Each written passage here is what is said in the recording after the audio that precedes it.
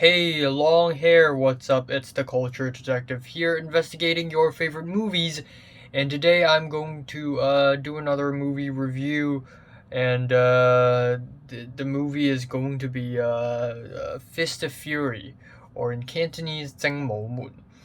So, let's continue on my series of Hong Kong movie reviews where I review movies from Hong Kong. And today I have arrived at 1972's Fist of Fury, which is actually the first ever Bruce Lee film I have ever watched. And I doubt a lot of people in Hong Kong nowadays have even seen a Bruce Lee film, even though everybody knows who Bruce Lee is.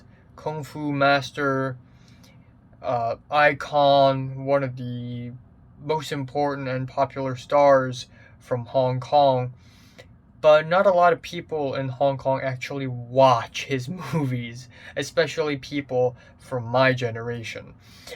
But yeah, 征谋门, directed and written by Lo Wei.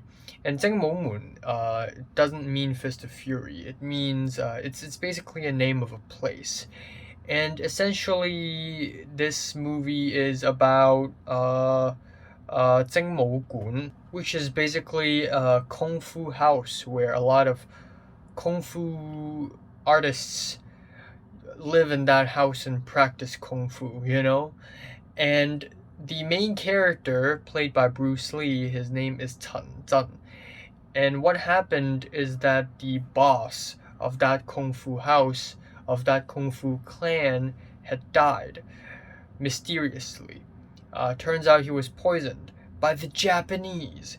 And this movie is also kind of a period film. It takes place in the 1910s when the imperial China had just collapsed, and then we have Japan trying to occupy and invade China. So during the time, Japan was particularly oppressive towards the Chinese people, and they would go on to do more oppressive things in the Second World War. But yeah, the villains of this film is essentially the Japanese. Darn the Japanese. I will never forget the Japanese. And yeah, aside from their nationality of being Japanese, there really isn't much else to their villainy.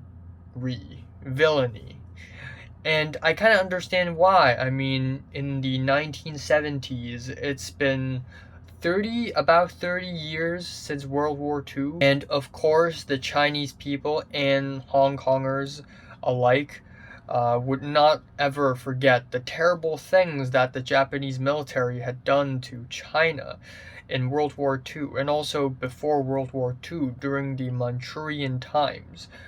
But that being said, though, really the villains and the heroes of this movie, they are really one-dimensional. All the heroes are Chinese and all the villains are Japanese. And the Japanese people, they're all arrogant, and they're all like lustful. They have no honor. They bribe. They're cheaters. And of course, our main heroes, they're all good people. No moral ambiguity at all. Very good, honorable heroes. And yeah, that's basically the whole story. The fights are good. The choreograph is good. Like, I enjoyed a lot of the fights here. I don't think they're the most entertaining fight ever, but they're still really well choreographed. I like that whenever there's an action scene, no music is played. Little to no music is played. And it really makes the tension shine, and I really like that. I also really like the theme song for the movie. Oh, oh, oh, oh, oh, oh. It's catchy, and yeah, it fits the movie really well. I think the directing is pretty good too. Mature directing, no flashy bullshitting. There are some shots where the camera like moves along with the head of the character in the frame, and it adds a kind of a motion to the fight that is really cool.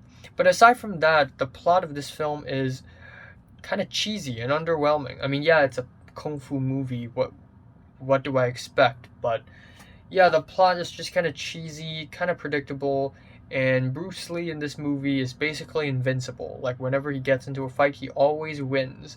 So there are no stakes. A lot of the characters also act kind of cartoony, and it's not very seriously. And the movie also doesn't have that good of an ending, in my opinion. Like, it's such a non-ending.